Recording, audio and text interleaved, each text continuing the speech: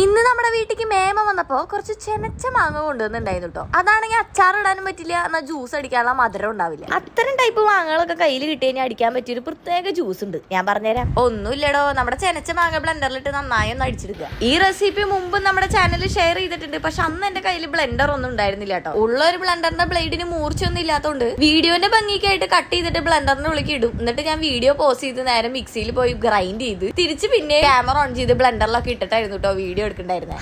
അങ്ങനെയൊക്കെ വീഡിയോ എടുത്തിരുന്ന ഒരു കാലം. ഓക്കെ, നമുക്ക് കാര്യത്തിലോട്ട് കിടക്കാം. 3 ചനച്ച മാങ്ങ ഞാൻ നന്നായി അടിച്ചതിന് ശേഷം ചെറിയൊരു ഇഞ്ചി കഷ്ണവും നമ്മുടെ വീട്ടിലുണ്ടായ മുളകാട്ടോ ഞാൻ അതിലേക്ക് ഇട്ടിരിക്കുന്നത്. ഒരു മുളക് മതി, ഇവിടത്തെ നല്ല ചൊടിയുള്ള മുളകായോണ്ട് തന്നെ അടിച്ചു വന്നപ്പോ ജ്യൂസിന് നല്ല ഉഷാറുണ്ടായിരുന്നു കേട്ടോ. പിന്നെ ഈ മാങ്ങയ്ക്ക് ലേശ പുളിപ്പ് കൂടുതലായോണ്ട് തന്നെ 2 ടേബിൾ സ്പൂൺ മധുരം ഇട്ട് നന്നായി ഒന്ന് അടിച്ചു കൊടുക്കാം.